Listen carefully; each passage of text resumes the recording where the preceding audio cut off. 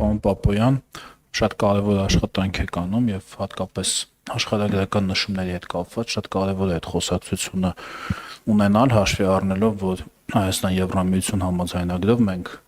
25 տարի ժամանակ ունենք ընկման պահից, այսինքն 17 թվականից 9 տարին արդեն անցել է 16 տարուց հետևաբար մենք պիտի ամբողջությամբ արդեն հրաժարված լինենք կոնյակ աշխարհագրական նշումից, քանի որ դա Ֆրանսիայում հետևաբար եւ Եվրամիությունում պաշտպանված աշխարհագրական նշում է եւ հետևաբար նաեւ իրենք էլ մեր բնականաբար աշխարհագրական նշումներին պիտի հարգանքով վերաբերվեն ու շատ ցավալի է, ես պիտի ասեմ,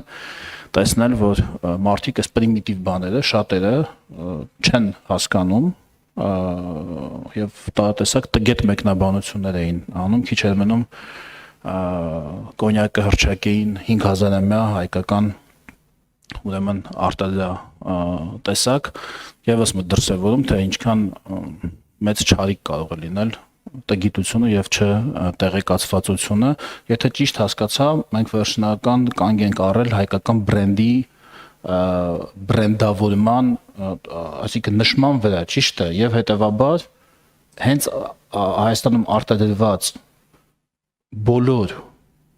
բրենդիները եվրոպական շուկայում այդպես են մակնշված լինելու, այսինքն գործարանի անուն գումարած հայկական բրենդի, ճիշտ եմ հասկանում, պարոն Պապոյան, այդ ճանապարհով են գնում։ Շնորհակալ եմ, պարոն Եղոյան, այո, իհարկե կարող է լինել գործարանի անուն, կարող է լինել բրենդի անուն, բայց որպես խմիչքի անուն հայկական բրենդի, Armenian brand, այսինքն այդ խմիչքի անունը Armenian brand-ի է։ Դա յուրահատուկ նաև GI է, այսինքն աշխարհագրական նշում է, որով այսինքն որևէ մեկը հետո չի կարող հայկական բրենդի արտադրել Հայաստանի Հանրապետությունից դուրս։ Հայաստանի Հանրապետության տարածքում միայն կարող է արտադրվել հայկական բրենդի։ Իսկ ձեր ասած հարցը խորքային հարց է, այո, կրթության բացակայության խնդիր է։ Բայց գիտեք, ես շատ դեպքերում այդ մարդկանց, ովքեր այդպես են մեկնաբանում, ես չեմ մեղադրում։ Ես մեղադրում եմ այն մարդկանց, ովքեր որ այդ մարդկանց զրկել են մանկապարտեզ գնալու հնարավորությունից, նորմալ դպրոց գնալու հնարավորությունից, նորմալ դասագրքեր ունենալու հնարավորությունից, համալսարանում նորմալ կրթություն ստանալու հնարավորություն։ Այդ մարդիկ են մեղավոր։ Ոչ թե այն մարդիկ, որոնց համար շատ անծանոթ է ոնց կոնյակ անունով նահանգ կա կամ ոնց կոնյակը ինչի մեր հազարամյա խմիչքը չի կամ կոնյակը դա մեր պատմության եւ մշակույթի հազարամյա բաղադրիչի մաս չէ, սա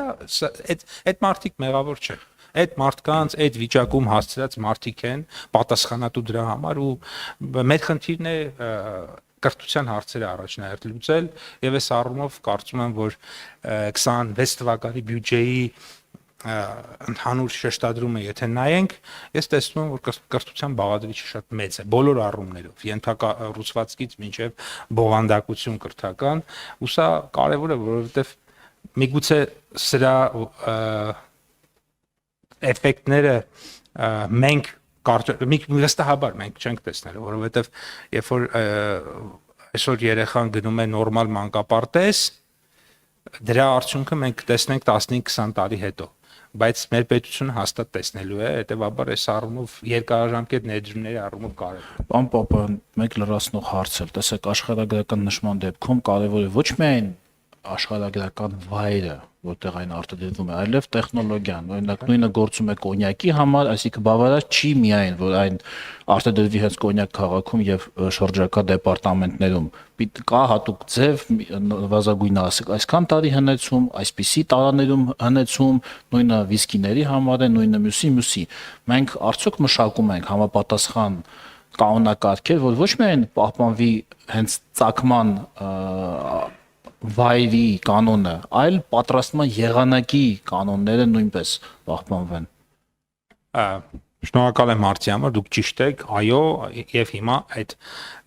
խորհրդատվական կտորը, որ ես նշեցի, ես հենց հարցը, որ մենք հանդիպումների ժամանակ դնում ենք, հենց դա է, որ նաեւ այդպիսի հարցերի անդրադառնանք, ընդհանրապես մենք հիմա օրինակ գինեգործության մեջ եթե պրակտիկայում բերենք, եթե մի 10 տարի առաջ մեր մոտ գինեգործությամբ զբաղվող ընկերությունները, ասենք, օգտագործում էին ֆրանսիական սորտեր կամ իտալական սորտեր, հիմա իրենք զանգվածաբար հրաժարվում եմ։ Ոչ թե այն պատճառով, որ Merlot կամ Pinot Noir-ը լավը չի, այլ այն պատճառով, որ Merlot-ն պիտի լինի այնտեղ, Pinot Noir-ը պիտի լինի Բուրգունդիայում, Sauvignon Blanc-ը պիտի լինի այնտեղ, այսինքն այստեղ պիտի լինի